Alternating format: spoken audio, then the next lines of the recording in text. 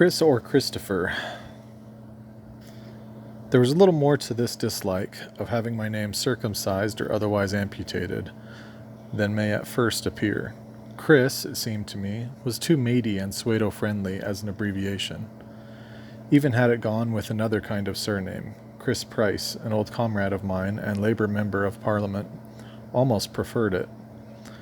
But then his second name began with a P, whereas mine began with a H.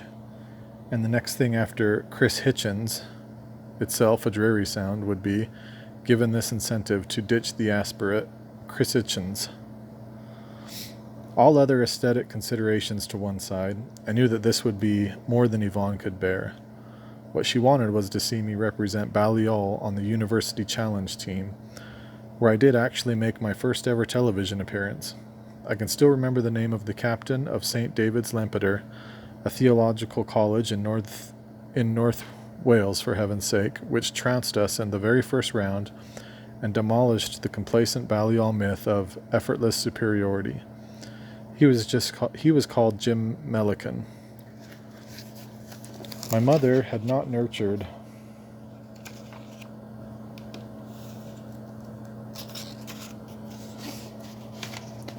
her firstborn son in order to hear him addressed as if he were a taxi driver or pothole filler. And yet to that son's chosen brothers and sisters of the labor and socialist movement, it was part of the warmth and fraternity, part of one's very acceptance, that the informal version be adopted without any further permission or ado. Could I tell Yvonne that so many of my dearest associates were now called names like Harry or Norm? I couldn't see it in softening the blow. She swallowed a bit when someone called me Chris in her presence, and shuddered when I myself used one of the movement's favorite nouns and verbs, the keyword concern, with the accent on the first syllable. So help me, I can plead that I hadn't quite known I was doing it. Oddly enough, as the English say on so many occasions, where there is nothing in the least bit odd to relate, as in, I saw old Jorkins the other day, oddly enough. I hadn't ever had to face this problem before. At English boarding schools, you are known by your last name, or by your initials if you are very lucky or extremely unlucky.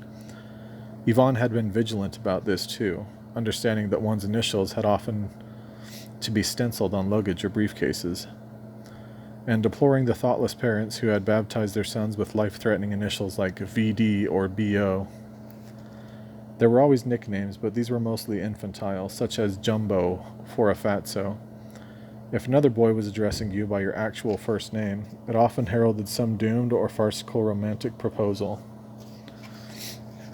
At the time when all my best friends would solve the problem by calling me Hitch, lay well in the future. Meanwhile, this Christopher business was a torment, and, as I say, it symbolized something about the double life that I was trying to lead at Oxford. I use the words double life without any shame. To be sure, I had hoped to remake myself into a serious person and an ally of the working class, and was educating myself with that in view. But I also wanted to see a bit of life and the world and to shed the carapace of a sexually inhibited schoolboy. There was the Oxford of A.D. Lindsay's great anti-Munich and anti-Chamberlain and anti-Hitler election campaign in 1938. Lindsay having been head of my college, and then there was the Oxford of the great steaming and clanging car factories that had been founded by Lord Nuffield, one of the financiers of pre-war British fascism. But somewhat there was also the Oxford of Evelyn Waugh and Oscar Wilde and Max Beerbohm, and punts and strawberries and enticing young ladies. Occasionally the two aspects overlapped. In the Victorian buildings of the Oxford Union Debating Society, which I joined on my first day, there were some faded pre-Raphaelite frescoes executed by the estate. But the socialist estate, William Morris. In any case, I was determined as far as I could to have it both ways.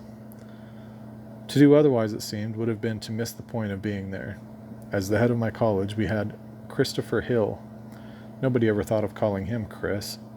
who was arguably the most distinguished Marxist historian of his day and certainly the man who had done the most to influence thinking about the English Civil War, or rather English Revolution, which had ended by separating the head of King Charles I from his shoulders in 1649. One could have sherry with this amazing man, who had also called his daughter Fanny at a time when he thought that 18th century pornography was a rarefied pastime that would never catch up to him, and learn to negotiate his mild, disarming stutter. Or down the road a bit, in Wadham College, there was Sir Maurice Bowra, an inspired classicist around whom the aura of brideshead is still clung. He always had the look, to me, of a near-extinct but still smoldering volcano. On our first introduction, he gave me one of the most frankly appraising once-over up-and-down glances I have ever had. The joke about Wadham and Gomorrah apparently had been his own idea.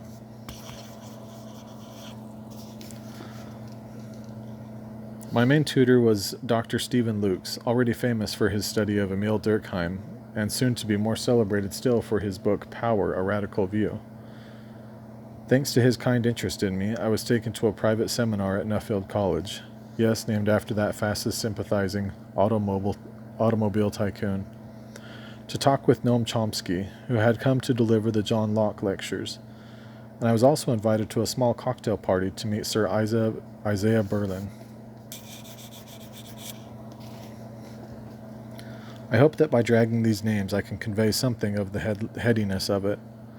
It might have been heady at any time, but in the 1968 atmosphere, it chanced to coincide with other ferments and intoxications as well. It's trite to say that each generation rebels, and I'd already had the chance to get bored with the late 50s image of a rebel without a cause. But it so fell out that we, the so-called boomers, or at least the 68 portion of us, were rebels with a cause. Thus it happened that one evening in the Oxford Union dining room, when I was still not yet 20 and maybe not even 19, I acted as host to Isaiah Berlin, our guest as an invited speaker on the subject of his very first published book, The Life and Thought of Karl Marx. The sponsor was the Oxford University Labour Club, which had not yet irretrievably split between the Socialists and the Social Democrats, and I had been listed on the club's card as Secretary Chris Hitchens. This rankled twice. Even the name of my ancient college had been pruned and cut back. Still, not much could spoil an evening where one was hosting an eyewitness of the Bolshevik Revolution in St. Petersburg. Still the only such person I have ever met. I have to say that the evening was two kinds of shock to me. In the first place, Berlin's urbanity and magnetism were like nothing I had ever met before, and vindicated. I remember thinking the whole point of coming to Oxford in the first place. Cured me for life, he murmured authoritatively about the experience of seeing a communist revolution at first hand. Having had every opportunity to grow weary of undergraduate naivete or enthusiasm, he betrayed no sign of it and managed to answer questions as if they were being put to him for the first time.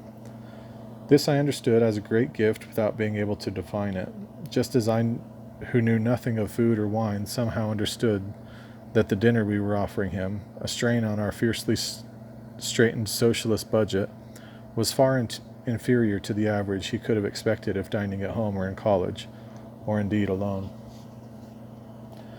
The second shock came when we moved to the seminar room for the talk itself.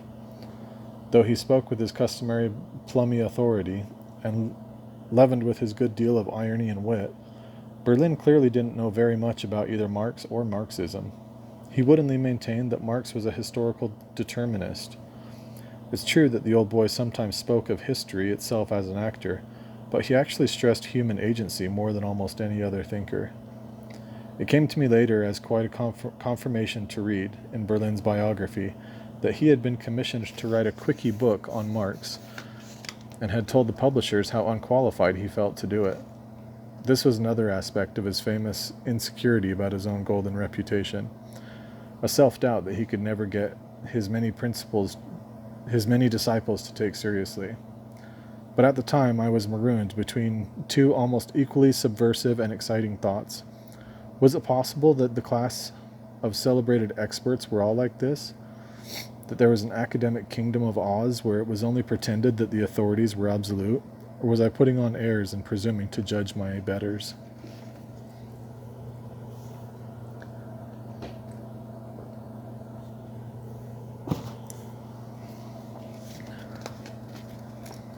At the somewhat later cocktail party in Beaumont Street, Berlin again lived up to his billing by first remembering my name and the circumstances under which we had met, and second, remembering that I'd say that his talk had made my own Marxism a little more self-confident, and third, ignoring much more distinguished figures who wanted his company, and telling me quite a long story about Henry James and Winston Churchill.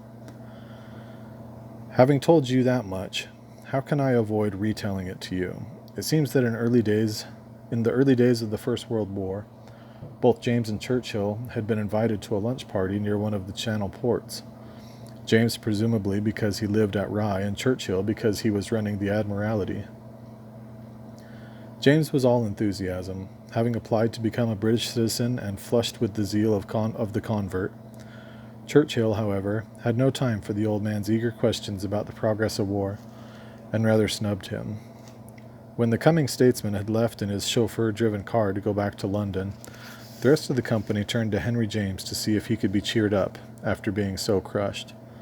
But he brightened on his own account and said, "It is strange with how uneven a hand nature chooses to distribute her richest favors." Going on to add, "But it rather bucks one up." In that way that was so characteristic of him. Berlin went on to repeat, "Rather bucks one up," a couple of times. I had a frisson of another sort when seated in a small Nuffield seminar room with Noam Chomsky. Having attended those John Locke lectures in which he had galvanized the university by insisting on delivering one of the series solely on the question of Vietnam, I knew that he was a highly potent scholar and speaker. A large number of leftists in those days suddenly discovered a consuming interest in linguistics and the deep structure of generative grammar. But up close I realized that there was something toneless about him, something indeed almost mechanical, as if he were afraid to show any engagement with the emotions.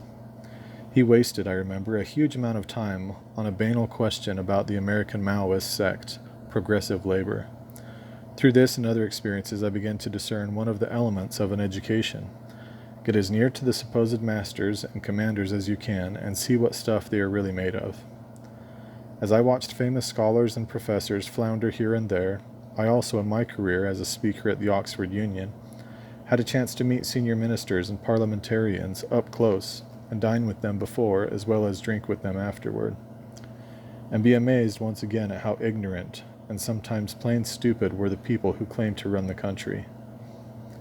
This was an essential stage of my formation, and one for which I am hugely grateful, though I fear it must have made me much more insufferably cocky and sure of myself than I deserved to be. A consciousness of rectitude can be a terrible thing, and in those days I didn't just think that I was right. I thought that we, our group of international socialists in particular, were being damn well proved right. If you have never yourself had the experience of feeling that you are yoked to the great steam engine of history, then allow me to inform you that the conviction is a very intoxicating one.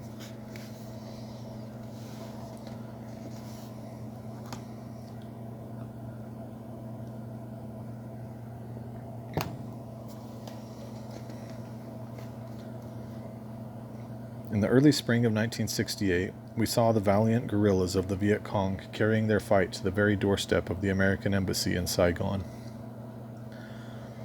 Not long after came the never-to-be-forgotten shots of the Capitol in Washington, shrouded in plumes of smoke and flame. As Black America refused to sit still for the murder of the gentle Martin Luther King. In Poland, a so-called anti-Zionist purge proved that the Stalinist gerontocrats would stoop even to Hitlerite tactics to repress dissent and prolong their sterile and boring hold on power. The year began to gather pace and acquire a rhythm. In late April, on Hitler's birthday to be precise, Enoch Powell appeared to insult the memory of Dr. King by making a speech warning that colored immigration to Britain would eventuate in bloodshed. He succeeded, at any rate, in igniting a bonfire of rubbishy racism among many elements of the British working class. A few weeks later, the French working class appeared to make a completely different point by joining a revolt against 10 years of Gaullism that had originally begun among Parisian students. And not by merely going on strike, but occupying the factories that warehoused them for the working day. Many of the Paris 68 slogans struck my cohort as absurd or quixotic or narcissistic. Take your desires for reality was one especially silly one. But I shall never forget how the workers at the Barlet factory rearranged the big letters of the company's name to read Liberté right over the factory gate. Suddenly it did truly seem possible that the revolutionary tradition of Europe was being revived. How was I to know that I was watching the end of a tradition rather than the resurrection of one? I kept that transistor radio by my bed, and almost every morning I would reach out and turn it on and be forced out of bed by some fresh crisis. Bobby Kennedy slain, the implosion of Lyndon Johnson's Great Society, the mass mobilizations of American youth against the draft. When I was 18 and 19 and 20, there was no 18-year-old franchise, and the single deadliest and most telling line of Barry McGuire's then famous song, Eve of Destruction, was, "You're old enough to kill, but not for voting." One was, to a certain degree, compelled to think in generational terms, and in these terms my whole arrival at Balliol, an outcome for which I had worked so hard for so long, had been a disappointment. There were still petty rules and regulations covering one's movements, still a curfew by which time the college gate was locked and all female guests had to be out of one's room. Still instructions about what to wear, and still the impressions that one's new dons, like one's former teachers, were in loco parentis, or surrogate parents or guardians. In time, my generation was to change a lot of that too, but we of the International Socialists thought that such alterations were incidental. Indeed, almost irrelevant, when contrasted to the global struggle of which we quite genuinely believed ourselves to be a part. Let me give an example. I once have said, let me give a concrete example. For some time there had been mounting reports of a rising in Africa against Portuguese colonialism. The senescent dictator Antonio Salazar, a dirty relic from the era of Mussolini and Hitler, held the people of Portugal itself in bondage, but also counted among his possessions the territories of Angola, Mozambique, and Guinea-Bissau. Angola and Mozambique, if you glance at a map, are like pillars or gates guarding the eastern and western approaches to Zimbabwe, then Rhodesia, and South Africa. Thus it seemed fairly obvious that a victory against Portuguese fascism would also spell the end, in not too much time, of apartheid. Picture then my pride and excitement when it was announced that Dr. Eduardo Mondlane, the founder of the Mozambican movement Frelimo, Front for the Liberation of Mozambique, would be in England and had accepted an invitation from our modest little labor club to come and speak. We booked a big hall for him and a very small room, my own inside the college because our resources were exhausted for a reception. Both events were full, and I shall not forget the immense pride in which I opened my door to this genial and eloquent and brave and modest man. In my lodgings that evening, I think back on it, the guests, among them Robert Resha, representative in London of Mandela's African National Congress, included the spokesmen for several movements that were later to become governments. After Mondlane's rafter-ringing speech, through which Michael Prest sat by the door determinedly, holding a stout and a sharp umbrella in case any local fascists tried any rough stuff, we all marched in torchlight procession to lay the wreath for those who had died to free their country. A few weeks later, Dr. Mondlane opened a parcel in his office in Tanzania and was murdered by an explosive charge that had been sent to him by Portuguese secret police.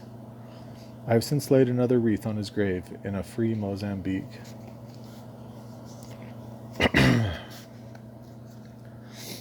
I can't be as proud now as I was then of also hosting Nathan Shumyarira, a spokesman for the black majority in White Rhodesia, for whom we arranged a meeting in the precincts of Rhodes House itself, one of the great imperialists' many endowments to Oxford.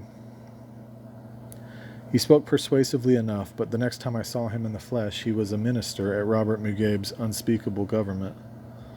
However, and in compensation, I can say that Nelson Mandela, then only at the beginning of his almost 3 decades of imprisonment, was made an honorary vice president of the Labour Club and had his name put on our membership cards.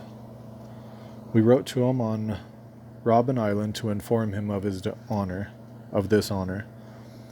Decades later, when I met him at the British ambassador's house in Washington, I rather absurdly asked him if he had even received the letter. With that room-warming smile of his, he replied that he had indeed received it, and that he remembered it brightening his day. I didn't really believe this charming pretense, but I did become voiceless for a minute or so. Just as Oxford allowed one to meet near-legendary members of the establishment's firmament, or on nearly equal terms, so it enabled encounters with celebrated academic dissidents. One of the achievements of our year was to bring the students of Ruskin College, the Labor Movement Institute, for scholarship-minded workers into the argument. All right, not to bring them, but to help them bridge the gap by, for example, demanding that they be made eligible to join the Oxford Union. At gatherings of the History Workshop, held on Ruskin's grounds and in nearby alehouses, I heard E.P. Thompson deliver an impromptu lecture on the enclosures of common land in the 18th and 19th centuries, in which he brought an otherwise unsentimental audience to tears with his recitation of the poems of John Clare. The gentle and humane spirit of the late Raphael Samuel was the animating force in this higher education. His democratic energy was boundless, and his meek, modest appearance always made him a special target for the rough attentions of the police. I can still see him being rudely shoved into a cell where I and others were already penned after a demonstration, his spectacles deliberately broken and his face and hands cut and bruised, for all the world like some luckless Jewish scholar who had been made a plaything by the brown comedians on Kristallnacht. Taking his seat on the bare floor and looking myopically and cheerfully about himself, he reconvened the last session of the History Workshop and made us all recollect how even Edward Thompson had left a few things out of the account. Nowadays, the very word workshop is an intimation to me of boredom and dogma, and I shall never forget Raphael's honesty when he finally wrote in the 1980s that he didn't really desire to live in a socialist society. But his Theaters of Memory is still a potent and eloquent reminder of a braver time, the recollection of which I don't have the right to deny. All this was very much part of the Chris half of my existence. The Chris who wore a donkey jacket and got himself beaten up by scabs in a punch-up in the picket line at French and Collett's non-union auto parts factory. Fenton swears that I even donned a beret to lead a demonstration. He is quite incapable of an untruth, but I am sure I didn't do it more than once.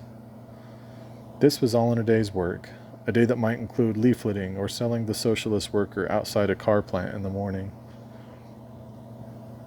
Then spray painting a pro-Viet Cong graffiti on the walls, and arguing vehemently with communists and social democrats or rival groups of Trotskyists long into the night. These latter battles were by far the most bitter and strenuous ones, and they often involved disputes that would have seemed ridiculously arcane to the outsider, as to whether the Soviet system was a deformed or degenerated worker state, for example, as opposed to our indictment of it as state capitalists.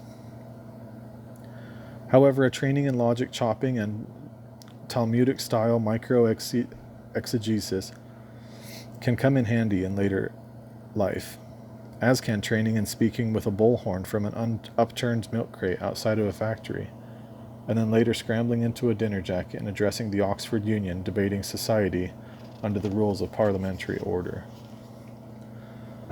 That last example was an instance of the Christopher side. It was through the union, in fact, that I found myself becoming socially involved with an altogether different set. These were confident young men who owned fast cars, who had rooms rather than a room, who wore waistcoats and cravats and drank wine and liquors instead of beer. After I'd made some successful sally or other in a union debate, a group of these closed in on me as the proceedings were ending and more or less challenged me to come and have a cocktail. I couldn't resist, anyway. I didn't want to. Here, I thought, might be the entree to that more gorgeous and seductive Oxford of which I'd read so much and thus far experienced so little. Thereby, and perhaps not quite unlike poor dowdy Charles Ryder in Waugh's masterpiece, I found myself from time to time transported into the world of Christchurch and the Gridiron Club, and invited to dine in restaurants which featured tasseled menus and wine lists. This was wholly new to me and potentially very embarrassing too, since I had virtually no money. The commander, when I turned 18, had taken me to the bank, opened an account in my name with £50 in it, and told me, in effect, that that was my lot. However, without a word actually being spoken, it was subtly conveyed to me by my new friends that I wasn't expected to reciprocate. I was instead expected to sing for my supper. This could have been corrupting, but I justified it to myself by saying that I was learning from, and perhaps even teaching, the enemy camp. In the late 60s, it wasn't only we who thought there might be a revolution around the corner. Quite a good portion of the establishment was fairly rattled and apprehensive, also, and the Tory press was full of material which, because it intended to exaggerate our influence and the numbers, made those of us on the hard left feel that perhaps we weren't wasting our time. The university authorities at one time seriously considered paving over the cobblestones in some of Oxford's older streets, lest they be dug up and employed as missiles, as had occurred in Paris. In case I may seem too opportunistic, let me say that I genuinely came to like some of these gilded and witty reactionaries. One of them, the late David Levy, later quite a celebrated conservative intellectual, was certainly the first proto-fascist I had ever met, and I would often almost literally pinch myself as he burbled gaily on about Charles Maurras and Action Française, about the beauties of Salazar's Portugal and Franco's Spain, and sang the words of Mussolini anthem Giovinezza gaily might chance to be the apt expression here, because there was a good deal of camp among these young men, and a certain amount of active bisexuality, though I don't think David himself ever looked at a woman. It makes me blush a bit to say so, but I was still prized for my looks in those days, and, from experience at my own much less glamorous boarding school, I could read the signs and knew the ropes. Every now and then, even though I was by then fixed on the pursuit of young women, a mild and mildly enjoyable relapse would occur, and I suppose that I can claim this, if that's the right word, of two young men who later become members of Margaret Thatcher's government.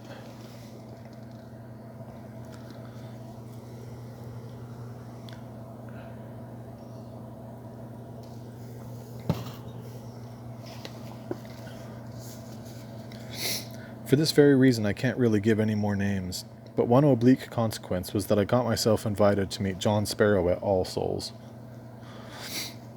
How to describe the Warden, as he was universally known, and how to describe his college, a florid antique shop that admitted no students and guarded only the exalted privileges of its fellows. A den of iniquity to every egalitarian, and a place where silver candelabras and goblets adorned a nightly debauch of venison and port. Or so the tales ran.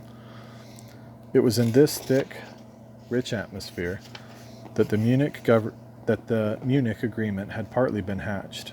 There was a whole book with the simple, damning title, All Souls and Appeasement. I absolutely could not wait to see the place for myself. It was by no means a disappointment. Sparrow was hosting a small luncheon might have been more the mot juste. As he took my hand with both of his, he summoned a butler named Lane to inquire what I might desire by way of a drink. I had never seen a butler before, and this one had the same name as Algy's manservant in The Importance of Being, Ernest. I had barely had time to adjust myself when lunch began, and I was overwhelmed by the variety and deliciousness of the food and wine, and the splendor of the silver and glass. Sparrow exerted himself to live up to everything one had ever heard about him. He declared that homosexuality ought to be punishable, gravely punishable, as he put it, with purring relish, even though he hoped to remain a member of the sophisticated minority that would be exempt from this very code. Since the law had only recently been changed, I recall myself guessing that there was an element of masochistic nostalgia in this. Sparrow had evidently done some hard thinking about buggery. He had contributed to the last great argument about literary censorship in England, arguing that in a very rugged passage of Lady Chatterley's Lover, D.H. Lawrence had plainly intended to suggest that the gamekeeper had sodomized his boss's wife. I must say that I agree with this analysis, though what struck me most about the novel, when I last read it, was the way in which gruff Nottinghamshire miners say axe for ask, in just the same manner now that marks off the speech of the black American ghetto. Some work here, surely for a philologist, but not a project that would have especially amused Sparrow. Like Lord Marchmain in Brideshead, Sparrow was everything that the socialist would have me be. His reactionary style was almost, if not in fact, a self-parody. He had engaged a photographer to walk around Oxford and take discreet photographs. Not of the most beautiful and epicene young men, but of the most scrofulous and surly ones. This might have betrayed an interest in rough trade, and was perhaps not unconnected to it. But when he showed me the resulting album, which contained snatched studies of quite a few of my more disaffected friends, he accompanied my turning of the pages with reading of Walter Pater on the ephemerality and fragility of youth. Was by then a dinner guest, and even an after-dinner guest over the candles and decanters, as they reflected each other in high polish of the table. One evening I was placed next to the great Cornish Queen A.L. Rouse, who had only recently unburdened himself of a new gay theory of the origin and dedication of Shakespeare's sonnets, but mainly wanted to tell me what I already knew, that Hitchens was a Cornish name, and positively demanded to be told whether the Mr. Hitchens who kept sending him such fervent and unwanted love letters was by chance my mother. He was so lost in conceit that he did not, I remember thinking, completely trust my denial. For all who try to lead a double life, there will eventually be a small but interesting revenge, as James Fenton later phrased it to me. Mine came when I was addressing a crowd of infuriated students from the steps of the Clarendon building and denouncing some official infraction of our rights to free sex and free association and free speech. Over the heads of the audience, I was hitting my peroration. I saw the silvered and saturnine features of the warden, who must by then have been the most execrated figure on the Oxford left. A twitch at the corner of his lip betrayed his design, which I detected almost at the same instant. Making a discreet but determined path through the astonished protesters, he arrived just as I was concluding and said, "My dear Christopher, I am so sorry to have missed most of your speech. I have no doubt it was admirable. But I do hope you haven't forgotten that you promised to look in after dinner tonight." It was a moment of cock-crow. I could have pretended not to understand, but I replied instead that I was looking forward to it, and as he glided away with the sleek air of game, set, and match clinging to him, faced the slightly baffled faces of my comrades. I could have taken refuge in some know-your-enemy formulation, but something in me said that this would be ignoble. I didn't want a one-dimensional politicized life. I sympathized all the same with those who were effectively forced to live one. Again, to cite James Fenton, who first pointed it out to me, you were compelled to notice something different about the American students. As the rest of us poured out of hall after dinner and had a smoke and a drink in the quad, they tended to draw inside and form a huddle, as if hashing over some private matter or specific grief. We all knew what this was, having been lucky enough to become Rhodes Scholars, or in other ways be chosen as envoys of their country. They found themselves overseas at a time when the United States was conducting imperialist war in Indochina and a holding action against the insistent demands of its own long-oppressed black minority at home.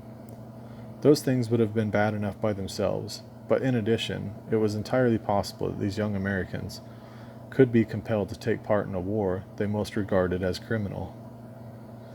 Hence those tight little circles on the lawn as the Oxford dusk came on. Should they defy the draft and become outlaws with the choice of prison or exile, or submit and become obedient and get on with their careers?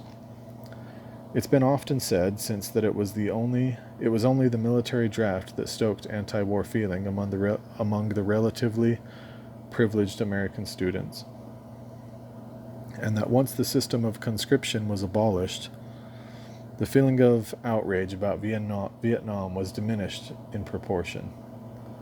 I was there, and I remember clearly, and I feel it a point of honor to give the lie to this sneer. The young Americans I knew were not afraid of being killed, or rather they were very much more afraid that they would be forced to kill. I remember the address, 46 Leckford Road, where many of them shared a house. Frank Aller, for example, a brilliant and conscience-ridden young man, eventually took his own life because he could not bear the conflict between his love of his country and his hatred of the war. Another young man lodging at the same address was Bill Clinton. I don't recollect him so well, though my friend and contemporary Martin Walker, later to be one of Clinton's best biographers, swears that he remembers us being in the same room. The occasion was to become a famous one, since it was the very time when the habitual and professional liar Clinton later claimed that he didn't inhale. There's no mystery about this, any more than there ever was about his later falsifications. He has always been allergic to smoke, and he preferred, like many other marijuana enthusiasts, to take his dope in the form of large handfuls of cookies and brownies, distributed around Oxford, at the time where many young men, Strobe Talbot, Robert Reich, Ira Magaziner, who were later to become members of the Clinton administration. Of these, I remember Magaziner, later the man to ruin America healthcare on behalf of Hillary Clinton, the best. He had been something of a leader of the anti-war movement at Brown University in Rhode Island. I had written "Ring IRA" on a pad by the telephone in a house I was then sharing, and when the police came calling on another matter to do with a public demonstration, they took a lot of persuading that this was not a sinister appointment with Irish republicanism. I didn't much like what little I knew of Clinton, and this may have had something to do with my suspicion that he too was trying to have things both ways. Someone was informing on the American anti-war students and reporting their activities to Mr. Cord Meyer and the CIA desk at the London Embassy in Grosvenor Square. We knew this because the fools once approached the wrong guy as a recruit, and he blew the whistle. And I am not the only person who has sometimes suspected that it was Clinton who was the snitch. On another face-both-ways question, he and I both became peripherally involved at different times, I hasten to add, with a pair of Leckford Road girls who, principally sapphic in their interest, would arrange for sessions of group frolic. The men who flattered themselves that they were the desired objective would later discover that they were merely the goats tethered in the clearing, the better to magnetize more women into the trap. I have always thought that to be a deft and sinuous scheme, and wished that I had understood its dynamics better at the time. But this is very much like the rest of life, where Kierkegaard so shrewdly observes, one is condemned to live it forward and review it backward. If you're going to sleep with Thatcher's future ministers and toy with the future president's lesbian girlfriend, In other words, you will not be able to savor it fully at the time and will have to content yourself with recollecting it in some kind of tranquility. I tried at the time and have even attempted retrospectively to pretend that I enjoyed Oxford more than I did.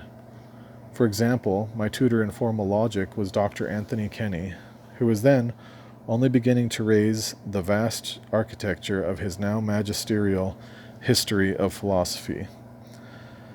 Descending the staircase from his room after a tutorial, I remember thinking that I had finally lodged in my mind the principles of Cartesian reasoning.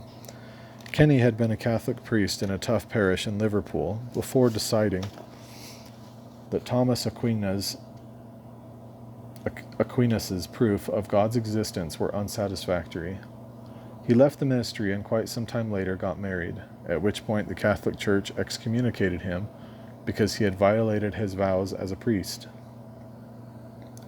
Many people don't understand that the term lapsed Catholic entails the sinister implication that only the Church can decide who leaves it and why, or when. I had already come across some extreme communist sects which would insist on expelling anyone who wished to resign. Anyway, on the evening of my Cartesian tutorial, I sat in my room listening to all the bells of Oxford chiming and tolling, and telling myself, here you are in a college that has been a great center of learning since the medieval schoolmen. Outside your window is the very place where bishops Cranmer and Latimer and Ridley were burned at the stake for their principles. You can be the inheritor of all this and more and give yourself to the life of the mind. Even as I tried to convince myself, I realized what I have often had to accept since, that if you have to try and persuade yourself of something, you're probably already very much inclined to doubt or distrust it.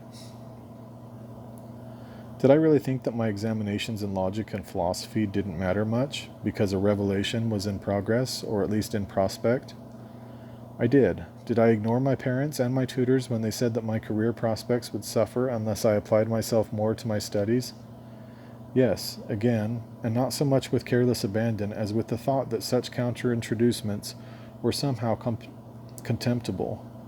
Did I go to a vast demonstration in Grosvenor Square in London, outside the American Embassy, which turned into a pitched battle between ourselves and the mounted police, and wonder in advance how many people might actually be killed in such a confrontation? Yes, I did, and I still recall the way in which my throat and heart seemed to swell as the police were temporarily driven back and the advancing allies of the Vietnamese began to sing, "We Shall Overcome." I added to my police record for arrest, of all of which I am still reasonably proud. When a charge against me of incitement to riot was eventually dropped, I was slightly crestfallen because I had thought it a backhanded tribute to my abilities as an orator. I helped organize a sit-down outside an Oxford hairdresser's shop that refused black female customers. While still on bail for this pending offense, I sat down again on the pitch at a cricket match involving a segregated South African team. In court, I failed to amuse the magistrate when I complained of the brutal behavior of the arresting police officer and gave the number that he had worn on his uniform. "How can you be so sure," snapped the man on the judicial bench, "of that number?" "Merely because, Your Honor," I responded sarcastically, "the figures 1389 are the same as the date of the Great Peasants' Revolt." The resulting heavy fine reflected the court's view of my impromptu contempt, as well as my refusal to swear on the Bible when I took my oath.